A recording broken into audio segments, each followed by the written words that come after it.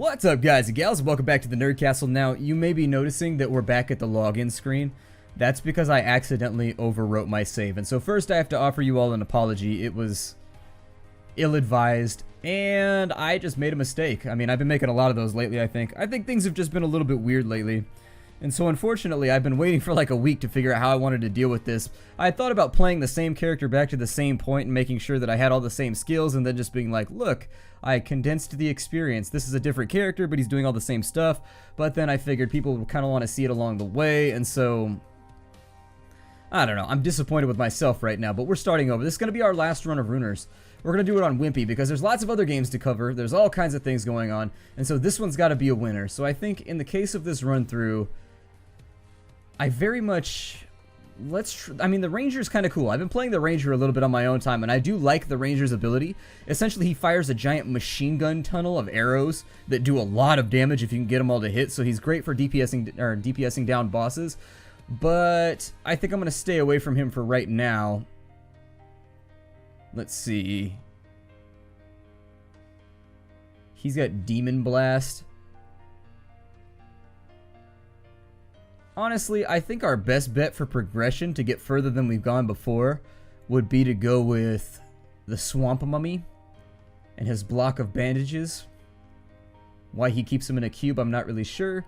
Did I make that joke already? But I kind of want to try something new too, so we'll go with him. And then on this side, what we'll do is we will increase our damage. I'm going to go with the Orc, so we'll go with Blessing of the Orc so that we get more damage. I'm a big fan of pretty much everything on the first row. I really like this one right here, except that this one sort of precludes you from doing a lot of the challenges. For example, you can't do Hitman, you can't do... There's a couple challenges you have trouble with if you have Curse of the Shade, and it'll basically like ruin your life. Plus the 2 damage is kind of negligible once you get way further down into the dungeon. I'm not a big fan of anything kind of on this level because everything here is sort of random. I don't like the randomized aspects. I think the Genie has some good stuff, some of the things on the bottom row, but I'd like to play it safe on this one. We're going to go with Curse of the Orc, and then we're going to try and play this one as close to the chest as possible, get as far as we can. Basically, I'm hoping to get at least, I don't know, 2 to 3 episodes out of this run. I don't think I'm going to beat the game because I'm just not that good at it. I don't think it's ever going to happen. I've kind of given up on it. But let's go ahead and we'll throw that over there. The ability I'm going to start with, let's start safe. I'm going to go with Spark, which is always the one that I like to start with. I think Kinetic Bolt is a good call. I like Droplet. I like Spark. I've uncovered a bunch of spells in my own time playing the game, and so that's how the game got deleted, by the way, is I forgot to switch profiles. In case you were wondering how the game got deleted, I forgot to switch my profile. It was just like, new game, and I deleted it, so I apologize for that. Let's go ahead and start off. I realize I'm probably going to get some downy thumbs on this one, and it comes with the territory. I made a mistake, bad things happen, we lost the playthrough. And so this is the Ranger, and I like the Ranger. The Ranger's kind of cool. If you hold down the key right here for 5 seconds, watch this. And so there it is right there. And those arrows do a ton of damage. Like if you can release that machine gun fire at the right moment. So for example, I've walked into rooms where I know there's a challenge, or I'm sorry, I know there's going to be like a debuff or something, and you just launch that thing. It does a lot of damage. Now the downside to that ability is that, unfortunately, that ability auto-targets. So let's say that there's a lot of enemies in the room. It's not that useful because it fires ineffectually at all of them, and it doesn't lead them either. That's the other part, is that the enemies are not led. And so if they're moving around... Well, they're not made out of lead anyways, they're made out of flesh, but I had to make that joke. I thought about it in my head the second it came out. I was like, yep, this is going to happen. We're going to make a joke about plumbum. But anyways, that's the Latin word for lead, in case you didn't know. That's why it's PB on the periodic table. Ow, how dare you, sir? How dare you? And so we'll try and zap some. Actually, this is kind of an unfortunate first draw. All of these things are fairly HP dense. I'm going to leave that heart alone up there until I finish the room. Oh, we actually got multiple hearts. Okay, that's cool. Multiple hearts are nice. It's good to have redundancy systems. But as I was saying, the arrows don't lead, and so a lot of the times the arrows are not really going to be the best idea, but against single targets, large targets like bosses and things like that. So let's say, for example, you get the Globule as your first boss. It's great versus guys like him because it just does a ton of concentrated damage. I mean, that's that. It takes a note from orange juice and concentrates very, very well.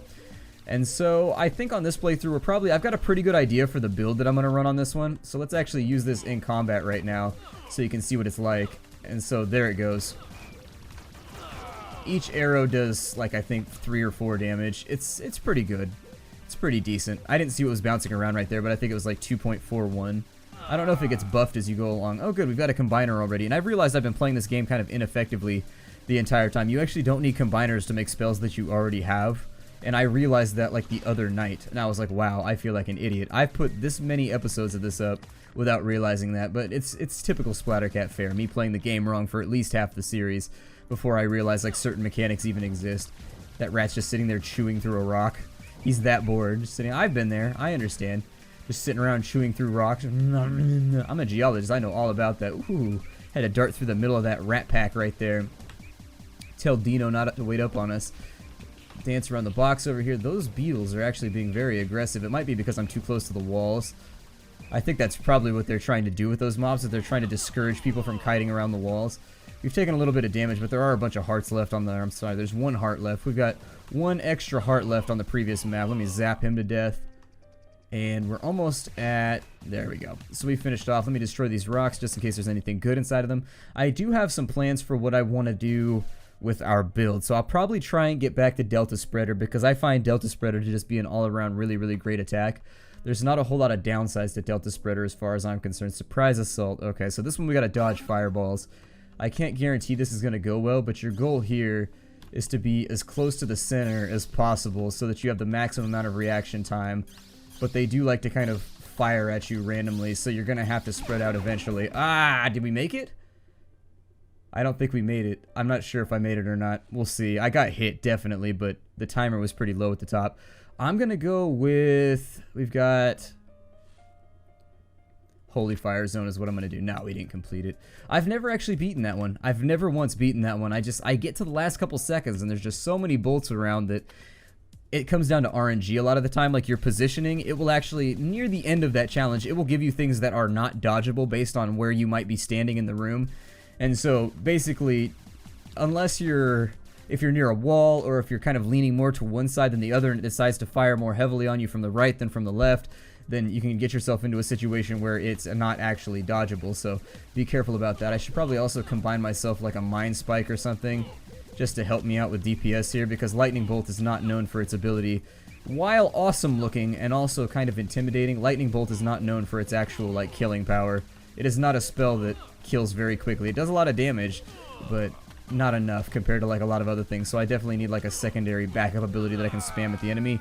And we have more than enough runes to get it done right now, so get her done we shall. Oh, okay. So one of the things we want to make is Fire Darkness for this run. And we need to do Water Entropy. I am going to look at the Runedex and see if there's anything I can make with these that will be a little... Let's go to Fire real fast. So Slow Burn. Okay, I don't want to do Slow Burn. I didn't really like Slow Burn that much. It was alright, but it wasn't my favorite. Instead, what I think I'll probably do is... Ooh, I'm going to sit on it for a little bit. We're still on the first floor. I don't need the extra DPS right now. I'm going to wait and see what else drops. I think that's probably going to be our best idea. From now on, it's only... Just to make this whole situation more punny, everything that drops from now on is going to be a water rune, watch. Just droplets everywhere. I'm like, oh, look what dropped. And it's a drop... I don't know. It makes it funnier, I guess, kind of, sort of, maybe. I don't know. It's one of those days for me right now. I've been having like a really weird week where I don't know. I've been having like a weird week where you just wake up on the wrong side of the bed every day. I don't even know like what I'm grumpy about most days, but the last couple days I've just been like, meh, a pox upon everything. Like I just wake up just kind of grumpy. And so my humor has gotten dark the last couple days, as it tends to do when I'm in one of these weird little malaises. I don't know. I think we're just kind of like stalled out before. I think it has a lot to do with like where I feel like I am on the channel right now. I think we're like stalled out in between like the second quarter and the fourth quarter right now. And I just like want all the cool games like Aliens Isolation to come out, and I want to play them like right this second, but they don't exist. So what I want to do is Fire Darkness, and that'll give us Molten Lake, which is a pretty killer spell. To be honest, it's a spell that is a home wrecker. Not only will it melt your carpets, it will also do quite a bit of damage to the drywall. So over here, I'll show you how it works. It's a spreading AoE that just goes out in the middle of enemies. It's incredibly powerful. It kills like everything. And also it gives you a stationary location at the center of the map that you can just sort of operate around, and the enemy just stupidly blunders into it over and over and over again, which basically allows you kind of an area of control, and at the worst case, it gives you sort of this little lake of fire that you can just stand in the middle of if you really need to. It was great with my mummy, because I could just stand in the middle of it and use bandage block, and people would just burn to death. And so that's kind of the first piece of the puzzle that I wanted for the build that I'm thinking about right now. And no, I haven't looked this up. This is a build of my own making, so if you're wondering if I've been reading the forums or whatever, I've been really trying to avoid it. I've looked for tips on a couple of bosses on the forums because there's some bosses that, I don't know, the mechanic doesn't feel quite tight. So for example, well, I don't want to call out any names, but basically there's been a couple of boss fights where the mechanic is not readily apparent how you kill said boss.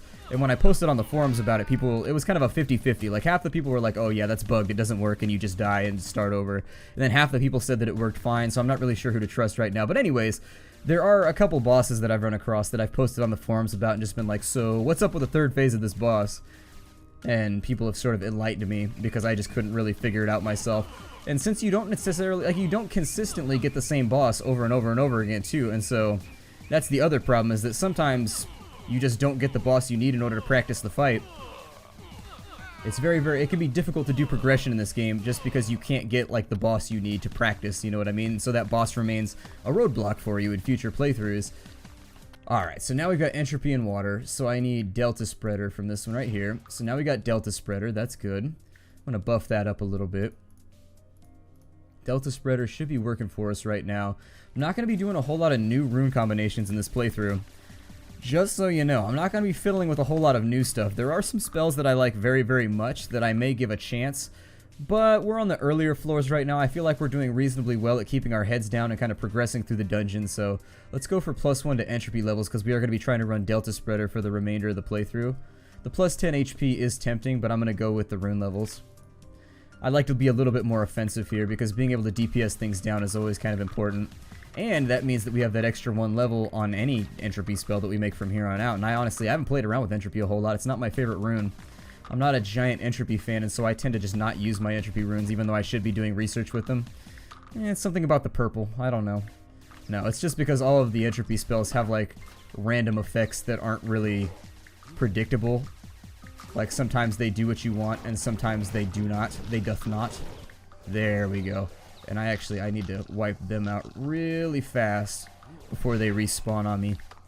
It's weird, but I just smelled chicken chow mein. I think I might be about to have a seizure or something. No, I'm just joking around, but I just smelled chicken chow mein. That's legit. Maybe my neighbors are having it. Our neighbors, the ventilation system in the apartment I live in, I've made comments about how the apartment I live in is like a giant cracker box. Oh no. Oh well.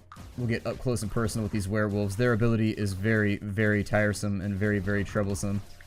Especially if you don't have bandage block. If you have bandage block, it becomes like one of those things that you just sort of maneuver your way around. And no, we're not going to be having that because that water rune is incredibly precious to me because it is part of my long-range DPS strategy. And I just stood right in front of that fireball like an idiot.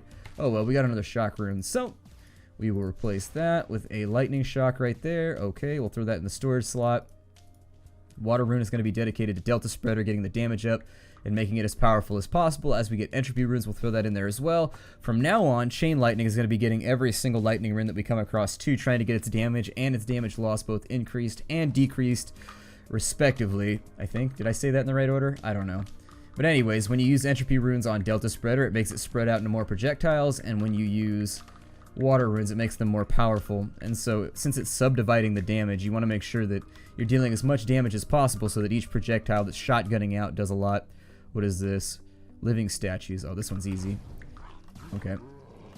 There we go. We've already got a bunch of them down. A little demon running around. That demon had a surprisingly deep voice. Like every now and again in life, you would meet somebody who's like really small, but they have like an ultra deep voice. People used to, because like in high school, I was like 4'10". I was like tiny, but I had like the voice that I have now. And so people used to be like, yeah, your voice doesn't match you. And I'm like, yeah, I know. I'm going to take the lightning rune, I think. I'm going to go and let's drop that over here. And so if we can get, I think at the end of the day, we need 10 lightning runes in order to make this bounce around and just laser everything to death, which is our ultimate goal. We really, really, really want things lasered to death. That's, oh, this room started out. There's a lot of collidable objects in front of us, and I knew there was going to be things like rushing at us and trying to eat us. Chain lightning is a spell that you sort of want to target, I guess. That would be my advice for using it. I know that I had it in the previous part of the last playthrough, but I did want to bring up there are like certain strategies to running chain lightning. You want to target certain enemies with it so it bounces at least kind of in the way that you want to go. It can be sort of hard to hit people like this guy right here. Or he's not a person, he's a beetle. He's like, oh no, I think I could fit in human society pretty well. I mean, I'm kind of tired of being a beetle. Maybe I'll switch things around for a little bit. I'm going to go ahead and I'm going to try and use arrows in here, because these things are slow moving, and we've also got a stationary target right there, which becomes a giant juicy target for this attack. Okay, so we've got another level up. We can go with... I've come to like Second Wind very much. Critical strikes make you faster for 5 seconds. That's another one that's pretty decent since we're firing so many projectiles. We're not necessarily like a rapid fire build or anything like that, but any ability or any build that has spells that fire reasonably fast or bounce around a lot might be useful. I'll probably go with... You only get like 10 XP for most things. I don't know if that's going to be worth it in the long run. I'll probably go with Second Wind. It sacrifices all your traits, so that's all of this stuff right here when you die. But thinking about the way the game functions, a lot of people would pay just about anything to keep surviving in like their NetHack playthrough or their Tome playthrough. So having like that backup item that allows you to res, in fact I think there is one in Tome, there's like a necklace that you can get sometimes that allows you to res up from wherever you are. There's also one in, there's another roguelike that I played a lot of, but I can't remember what it was called. Anyways, in Tome I think there's an item that allows you to res. I remember I've gotten it once or twice, and it's quite good, and it makes me happy. If you don't know what Tome is, it's a free-to-play roguelike that's probably one of the best roguelikes ever made. You should probably check it out if you're into RPGs, you're into adventuring, and you're into challenging difficulties and sort of metagame knowledge and learning how to build a character properly. It is an interesting little game. I did a weekly indie newcomer on it, so if you want to, you can probably go back through my history of videos and find it there. I haven't been organizing the weekly indie newcomer playlist very well. I basically... in the evenings after I get done recording and whatnot, I basically have this choice of what I want to do for like 35 minutes. I can either answer fan mail and I can answer comments, or I can organize playlists, and that's usually how I alternate my time. But typically I usually do the fan mail one because, I don't know, I like it better. This guy's going to have a lot of HP, and so since he's stationary, what we want to do here... He's a spawner, by the way. He's just going to spawn a ton of mobs. That's all that he does right now. We just want to camp out right there and just arrow the hell out of him until he goes away. And there we are. Actually, I need to step on you. Awesome. And so after stepping on a bone pile, let's break down some crates. We'll jump on up, grab the air rune. We'll eliminate that guy. And Delta spread him down with an extra lightning bolt on top. See, we're soaking him down with the water, then we zap him with the lightning. Conductivity. Oh, yeah. For shocking results. Our sopping foes. We got lots of hearts on this floor, so I can actually play this a little bit more aggressively if I wanted to, too, and not have to worry quite so much about dodging. It doesn't mean I'm going to stand in the middle of the room, but since he does have a DPS ability, the other thing I'd recommend about the Ranger is that you may want to consider just spamming this ability out every time that it's up. It's not an ability that's, like, consistently useful anyways, and so it's kind of based on where you are in the room and the position of your enemies, how useful it's going to be, so just keep it on cooldown. I mean, this would definitely be a run through which you would want to stack a lot of things that are like knockbacks every time you use your ability, bonus to crit every time you use your ability, and so forth. We actually probably want to use some of these fire runes on Molten Lake.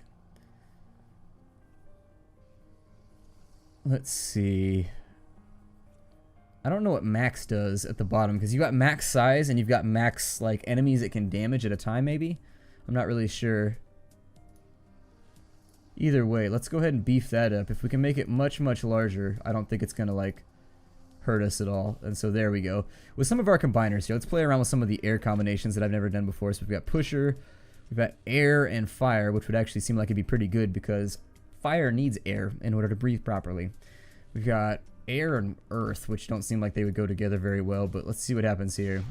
So we've got sandstorm, a slow-moving sandstorm that does damage to enemies, does increased damage to destructibles. Huh, I'll equip it, might as well. Have I done light and air yet? Let's go ahead and have a look. Light and air is Mighty Cross, so we have indeed. I'll just hold on to those for later, or maybe I could use it to make sandstorm better. We've got a lot of AoE right now. Definitely rocking a lot of AoE. We found ourselves the exit to the dungeon. I'm going to go off to the right here, though. Ooh, and this would be like the time right here that you would want to use that, I think. Ooh, that is a pretty decent spell, I think. I almost got away with a bunch of my stuff right there. Did I just pick up a lightning rune? I'm pretty sure I just got a lightning rune. No? What did I just pick up? I thought I picked up something. Maybe it was just a heart. I thought he dropped something else. A fire rune, maybe? Yeah, he dropped a fire rune. Put that right there. Awesome. I'd like to get the tick damage up right there too. A bunch of like biting, deadly Lyme disease carrying insects seem like they'd be kind of helpful. No, that's not what it means. That's not what it means at all. It's the tick damage. What's the range on that though? Is the range tiny? Yeah, the range is actually sort of small on that ability. I need to use Molten Lake a bit more. I'm getting myself in the habit of using other things instead. I'm not sure that anything actually dropped in this room, so that thief might not have actually... Yeah, he didn't steal anything valuable. Let's go back up. I'm going to grab some hearts, and then we're going to break off the episode after we go through the stairwell, because that seems to be about 2 floors per episode. Seems to be about how much I cover within the confines of the time limit that I try to keep running, although with some games it sort of just runs over because I'm not paying attention to, because I really, really, really want to accomplish whatever the task is at hand. I get sort of tunnel visioned, I guess. There we are. And so off we go. We can increase our earth levels, light levels. I'm going to go with bullet speed, actually. That seems pretty good. And then my name is Splattercat. Thank you for joining me here in the Nerd Castle for the next and final run through Runers. Take care, everybody, and hi-do.